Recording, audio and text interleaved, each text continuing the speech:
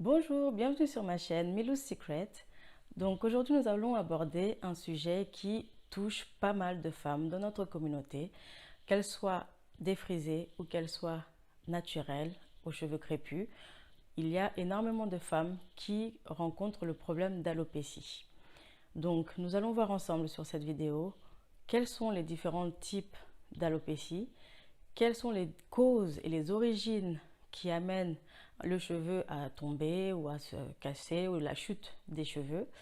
Et ensuite, je vous expliquerai mon cas personnel, comment j'ai fait du coup, quel type d'alopécie j'ai eu à traiter et comment j'ai fait pour passer de ça à ça. Donc, restez connectés. À tout de suite après le générique. Et n'oubliez pas de vous abonner, de liker, de commenter la vidéo si cela vous plaît et de partager aussi. À tout de suite après le générique.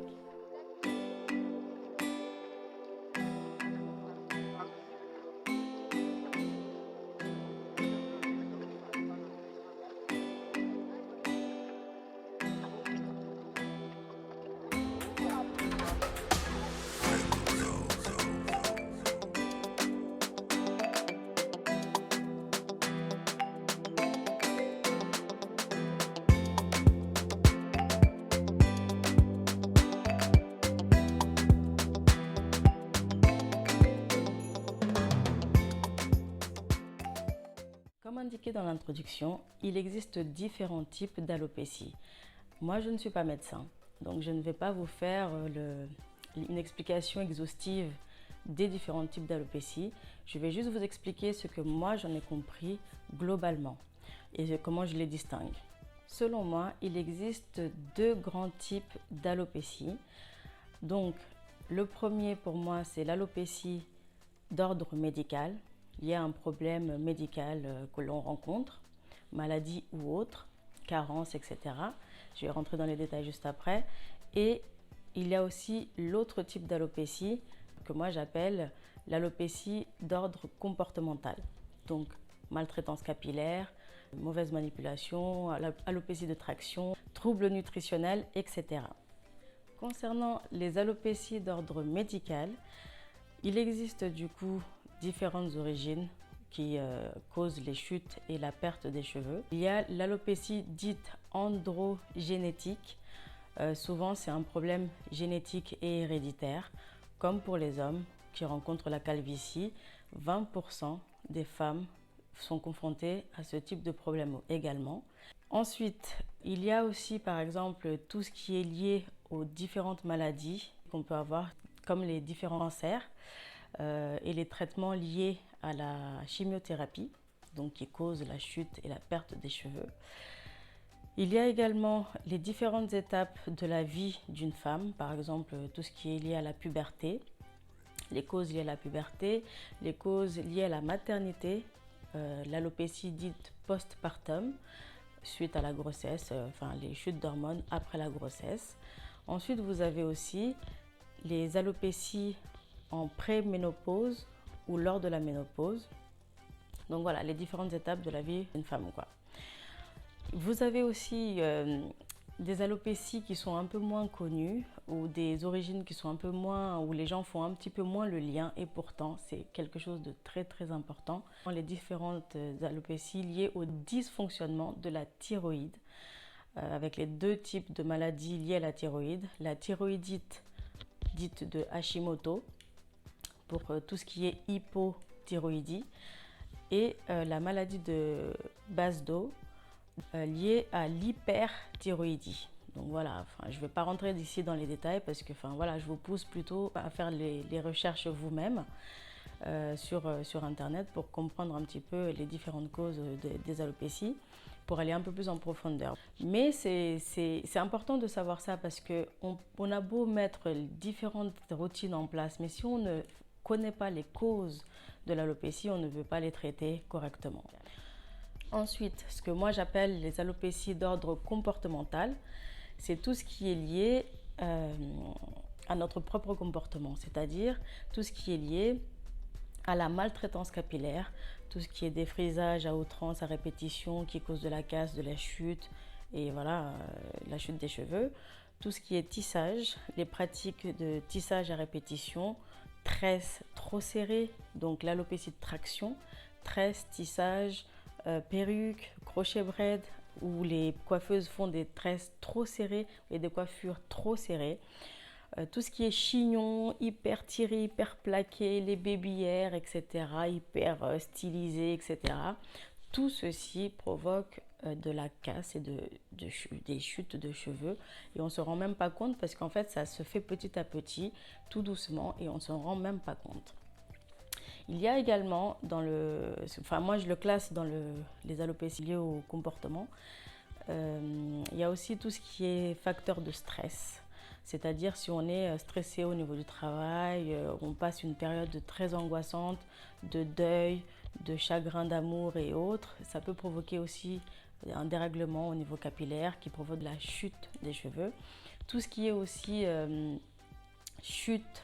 les troubles alimentaires, les troubles nutritionnels, comme les régimes à répétition, les problèmes d'anorexie et de boulimie qui provoquent énormément de carences alimentaires et nutritionnelles. Donc ça va forcément déstabiliser le système immunitaire en général et provoquer des carences et donc forcément de la casse au niveau des cheveux et des chutes. Des cheveux plus fins, des cheveux plus fragiles, des cheveux qui se cassent et qui tombent tout seuls sans même qu'on les touche. Tout ça, c'est pour expliquer un petit peu les différentes causes, parce qu'en fait c'est important. Comme je vous ai dit, c'est très important de chercher pourquoi j'ai une chute, pourquoi j'ai les tempes dégarnies, qu'est-ce qui s'est passé. Il faut réfléchir à se dire qu'est-ce qui s'est passé. Est-ce que j'ai eu un moment de stress? Est-ce que je viens d'accoucher? Ou est-ce que je me sens trop fatiguée, je me sens rapapla, je me sens pas très en forme? Donc tout ça, c'est important de réfléchir, de se poser et de réfléchir pour connaître les causes et les origines de l'alopécie pour mieux la traiter. Ensuite, quelles solutions on peut apporter à ces différents problèmes? Donc une fois qu'on a déterminé les causes, on va réfléchir à quelles solutions on peut trouver. Donc pour tout ce qui est d'ordre médical, il faut tout d'abord aller voir votre médecin. Vous allez prendre rendez-vous avec votre médecin traitant, votre généraliste, et faire un check-up de votre santé. Vous faites un bilan de santé. Donc votre médecin il va vous envoyer faire une prise de sang, une analyse de sang, et ensuite vous serez fixé si vous avez un problème de thyroïde, si vous avez une carence en fer, une carence en zinc, une carence, peu importe quel type de carence, et puis du coup il va adapter le traitement en fonction des problématiques que vous avez au niveau sanguin. Donc ça c'est la première chose à faire quand on a des problèmes au niveau médical. Et surtout faire les traitements en conséquence, les respecter parce que ça c'est très important, surtout quand on a énormément de carences. Deuxièmement, au niveau des solutions, quand c'est d'ordre comportemental, ce qui est bien de se poser comme question, c'est quel comportement j'ai, qu'est-ce que je fais de négatif qui peut causer les différentes alopécies et les tempes dégarnies. Parce que souvent, au niveau des femmes noires, c'est souvent tout ce qui est la devanture, enfin toute la devanture qui est, les tempes dégarnies, etc. C'est quelque chose qui est très fréquent. Et comme je vous ai dit, peu importe qu'on soit défrisé ou naturel, crépus. Donc c'est très important de se poser, de réfléchir et de se dire, ok, j'ai fait un check-up, tout va bien au niveau santé, grâce à Dieu, tout va bien, c'est super. Mais qu'est-ce que moi je fais qui cause du coup la casse des cheveux? Donc la solution, quand c'est uniquement comportemental et pas médical, il faut donc vous poser les bonnes questions, vous vous asseyez, vous dites voilà, est-ce que je suis quelqu'un qui fait énormément de tresses? Donc il faut que je calme le rythme des tresses, il faut même que je stoppe carrément le rythme des tresses. Est-ce que je fais beaucoup de tissage? Est-ce que je fais beaucoup de crochets? Est-ce que je suis de celles qui stylisent, qui font le style des baby hairs à fond tous les jours, chignon, tiré, plaqué comme jamais? Donc tout ça, c'est des choses qu'il faut analyser et comprendre. Parce qu'une fois que vous avez compris quelles sont les mauvaises pratiques, là, vous pourrez en fait trouver des solutions. Dans tout ce qui est là, je vais un petit peu plus m'attarder sur l'alopécie de traction. Donc, parce que c'est ce qu'on rencontre le plus souvent, en parallèle des autres alopécies en termes médicaux. Mais l'alopécie de traction, c'est ce qui tue, c'est de la maltraitance capillaire pure et dure, et parfois avec des choses qu'on ne se rend même pas compte. Il faut arrêter tout ce qui est brosse. Oui, les filles, la brosse là pour styliser, pour plaquer les cheveux, etc. Faire le chignon de la mort, non, on arrête, d'accord? On arrête ça, on arrête les crochets braid. On arrête les crochets braid parce que oui, bah, ça tire. Quand on passe les petits cheveux ici, ça tire dessus. Donc, c'est pas possible. On arrête les tissages. On arrête, en tout cas, pendant la période. Moi, c'est mon conseil. Et c'est comme ça que j'ai fait. Durant la période où je faisais mon traitement sur l'alopécie, j'ai arrêté tout ce qui est coiffure protectrice, tresse, crochet braid, parce que moi, c'est les deux types de coiffure avec extension que j'utilise. Tresse et crochet braid, j'ai arrêté complètement. Donc, moi, je vous conseille d'arrêter également tissage, perruque à répétition, parce que encore une fois, c'est quand on fait ces choses-là, ces coiffures-là à répétition, on enchaîne ces coiffures, on enlève, on lave les cheveux, on va chez la coiffeuse, elle nous refait systématiquement tout de suite des tresses, tissages ou autres. Donc, c'est beaucoup trop de manipulation, donc forcément beaucoup de casse.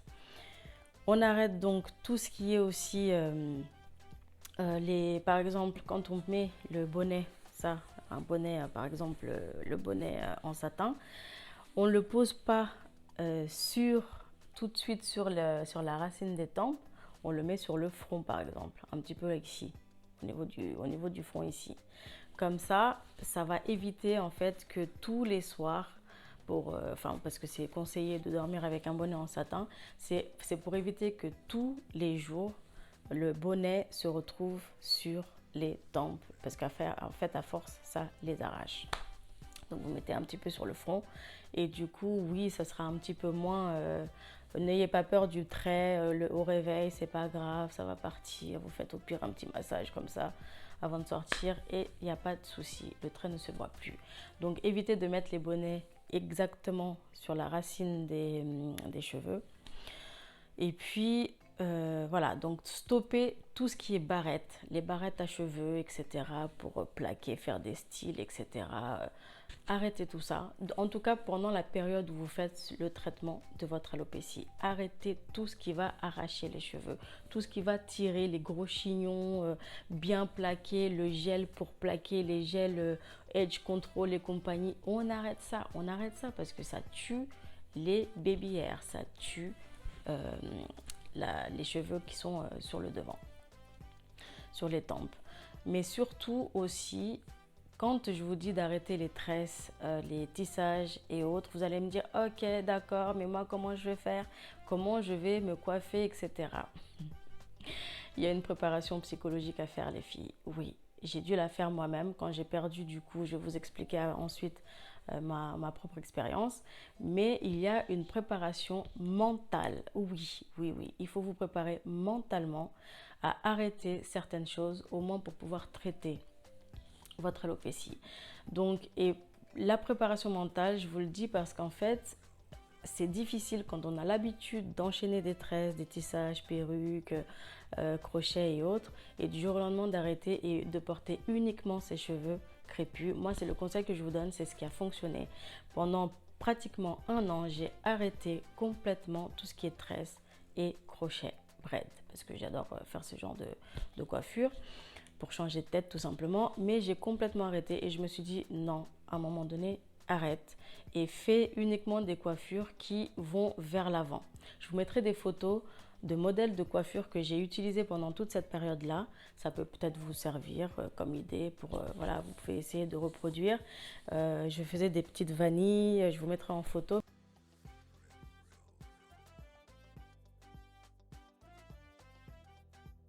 Mais des petites vanilles vers l'avant, des coupes qui vont vers l'avant, l'afro puff vers l'avant parce que c'était plus vers l'avant que moi j'avais un problème.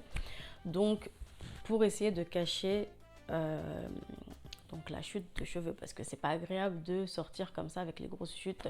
Donc préparez-vous mentalement en fait à arrêter complètement les coiffures dites protectrices mais qui ne protègent rien du tout en fait et qui font plus de la traction les coiffeuses tirent parce qu'en fait, il faut que ce soit serré un maximum pour que ce soit joli. C'est dans nos têtes, c'est dans nos mentalités depuis qu'on est petite. Plus c'est serré, plus c'est joli. Alors que c'est faux, c'est pas vrai déjà d'une. Et de deux, ça nous arrache les cheveux. Donc, à un moment donné, il faut savoir ce que l'on veut. Donc, il faut absolument prendre conscience des choses et arrêter les mauvais gestes, les mauvais traitements capillaires. Donc tout ce qui est maltraitance capillaire, on arrête ça. C'est la seule solution. Vous voulez, enfin, c'est difficile à entendre pour beaucoup de femmes, mais c'est la seule solution d'arrêter complètement tout ce qui provoque de la maltraitance capillaire. Donc avec ça, quand vous faites votre routine, vous essayez au maximum de limiter l'excès de manipulation. Donc vous faites votre soin soit hebdomadaire tous les week-ends, soit tous les 10 jours, 15 jours pour certaines. Chacune fait selon ses besoins. Et du coup, ça va réduire énormément la chute et la casse des cheveux. Surtout si vous prenez soin et que vous faites des modèles, comme je vous ai montré, que vous faites des modèles qui vont vous aider à stopper la casse et à laisser votre cheveu repousser naturellement. Donc il faut faire aussi des massages crâniens. Vous faites vos massages du cuir chevelu, des tempes, voilà, quand vous faites vos soins, vous faites les petits massages comme ça pour faire la circulation sanguine, pour aider en fait le cheveu à se stimuler et à pousser, tout simplement. Donc toutes ces petites choses sont importantes. Donc là, maintenant, je vais vous parler de qu'est-ce qui m'est arrivé comme alopécie, comme vous avez vu sur les photos à l'introduction. Qu'est-ce que j'ai eu comme type d'alopécie? Donc, moi, personnellement, j'ai rencontré l'alopécie postpartum. Donc, lors de mon dernier accouchement, en 2019, j'ai eu une énorme chute de cheveux.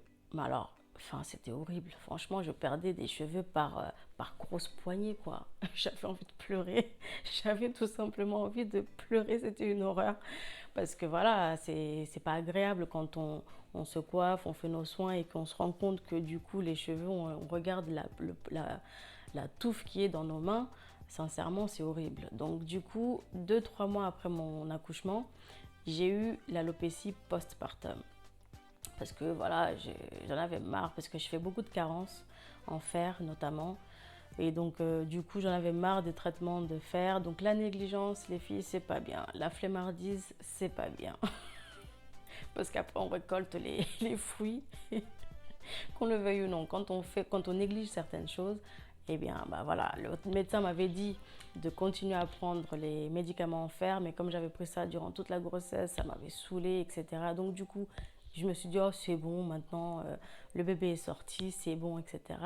Sauf que non, il faut continuer à prendre vos médicaments pour le faire, pour celles qui font des carences, parce que du coup, voilà, j'ai fait une énorme chute de cheveux. J'ai perdu énormément de cheveux. C'était une horreur. Donc suite à ça, comme je vous ai dit, j'ai mis en pratique tout ce que je vous ai dit avant. Donc j'ai arrêté tout ce qui est extension. Je me suis concentrée sur mes cheveux. J'ai essayé de manger plus équilibré. J'ai repris mes traitements en fer. J'ai essayé d'être bien tout simplement, physiquement et mentalement, reprendre un petit peu de sport, etc. Même si c'est à la maison, ouais les gars. Refaire un petit peu de sport, boire beaucoup d'eau. Je dis ça, mais moi je suis un véritable chameau. Je ne bois pas beaucoup d'eau, c'est mon gros problème. Et pourtant, il faut boire énormément d'eau parce que c'est la base. Donc tout ça, je sais que vous l'entendez souvent, mais il faut que vous le dise parce que c'est très important. C'est pas pour rien, c'est très important. Il faut un équilibre aussi interne. Il faut prendre soin de soi intérieurement aussi pour que les cheveux puissent avoir un cycle de croissance normal. Je vais rentrer dans le détail un petit peu maintenant de quel type de produit et quelle routine je faisais à ce moment-là. Donc moi, j'ai particulièrement utilisé deux types de produits, enfin deux produits de deux marques différentes. Je ne suis pas sponsorisée, malheureusement je ne suis pas payée pour parler ou pour faire la promotion de ces deux marques-là, mais ces deux marques m'ont vraiment sauvé la vie. Ça m'a vraiment aidé énormément sur mon alopécie. Donc la première marque c'est, peut-être que vous la connaissez déjà, Nid de douceur, c'est cette gamme. Peut-être que vous ne voyez pas, je vous mettrai la photo si vous ne voyez pas, Nid de douceur, la gamme Golden Cocktail. Donc la crème Golden Cocktail de Nid de douceur. Donc ça, c'est une tuerie. Cette gamme, cette marque, je la suis depuis ses débuts. J'ai pris la crème Nid de douceur Golden Cocktail ainsi que l'huile qui va avec. Juste l'huile et la crème Golden Cocktail. C'est une tuerie pour mes cheveux. Ça a toujours fonctionné. Et cette créatrice cosmétique, je la suis depuis qu'elle a lancé sa marque il y a plusieurs années. C'est une jeune malienne qui a créé sa marque et c'est pas n'importe quoi. Elle promet du coup une pousse extrême, même pour les tempes extrêmement dégarnies. Et c'est vrai que ça fonctionne parce que franchement, c'est pas la première fois que je l'utilise et j'ai toujours eu des résultats, que ce soit en termes de pousse ou pour mon alopécie justement. Donc Syrah, hein, si tu vois cette vidéo, je te fais toujours de la pub gratuitement, mais j'avoue que tes produits sont une véritable tuerie. Donc ça fonctionne. Voilà. Le seul problème, c'est que vu que c'est artisanal, elle le fait à la main, elle crée ses produits elle-même. Donc du coup, ça prend énormément de temps. Donc elle est souvent en rupture de stock parce que voilà, elle les fait elle-même. Elle a énormément de demandes. Donc c'est pas simple pour obtenir en fait ces produits. Elle a un site internet Nid de douceur. Je vous mettrai le lien en description. Mais c'est une tuerie. Voilà. Et elle est vous pouvez la suivre sur Facebook et sur Instagram, je crois. Voilà, ça c'est le premier produit. Et le deuxième produit que j'ai utilisé, c'est la gamme Nitral Cosmétiques des youtubeuses Unique et Ritini, que j'adore, que je suis depuis que je suis revenue au naturel, il y a 6 ans de ça. J'adore ces youtubeuses, c'est des youtubeuses camerounaises. Et donc il y a Unique qui a créé sa gamme cosmétique 100% naturelle aussi, comme Nid de douceur. Les deux produits que je vous parle là sont 100% naturels. Je vous mettrai juste le produit en photo pour Nitral Cosmétique parce que je n'ai plus le packaging. J'ai tout terminé et puis enfin avec le Covid c'est un peu compliqué, je n'ai plus eu accès à ces produits du coup. Mais c'est ces deux produits là que j'ai utilisés.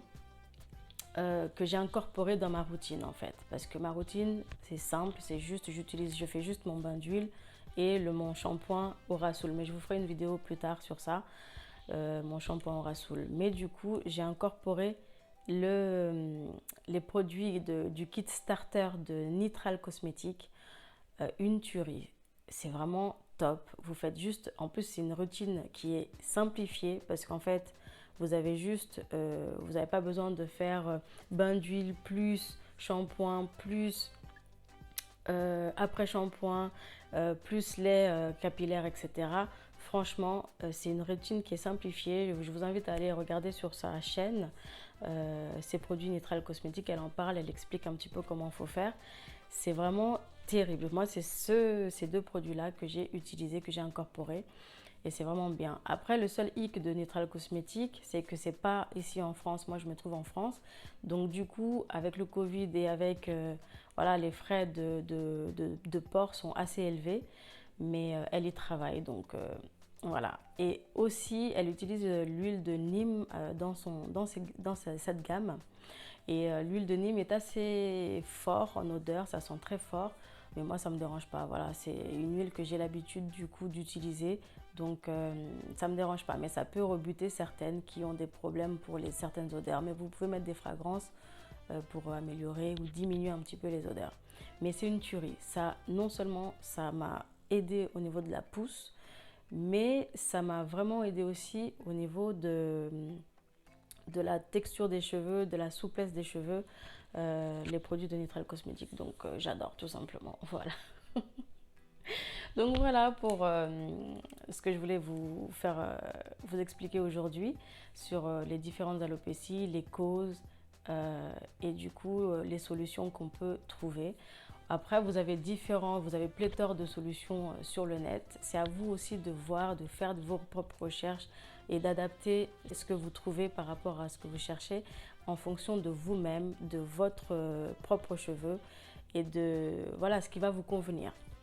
Donc, faites attention à vous, faites attention à vos cheveux écoutez vos cheveux, écoutez-vous. Si vous êtes fatigué, si vous ne vous sentez pas bien, allez consulter le médecin, faites des analyses, faites des traitements en conséquence et essayez d'alterner le traitement médical avec des bonnes manipulations, avec des bons gestes au quotidien. Il n'y a pas de raison, le travail paye, comme dirait Valété, une youtubeuse que j'aime beaucoup aussi. Donc, seul le travail paye, comme elle dit. Donc, et beaucoup de patience. Donc, ayez beaucoup de patience. Vous ne pouvez pas avoir un produit miracle du jour au lendemain qui va faire pousser vos cheveux. Ça n'existe pas vraiment. C'est un ensemble, en fait, de bonnes pratiques qui va faire que vous aurez la repousse des tempes, les cheveux qui vont pousser aussi, le volume et également une bonne santé au niveau des cheveux. Voilà, donc si vous avez aimé cette vidéo, n'hésitez pas de me le dire en commentaire, partagez et likez si cela vous a plu, parce qu'énormément de femmes rencontrent ce problème d'alopécie. Et abonnez-vous tout simplement pour ne rien rater. À bientôt!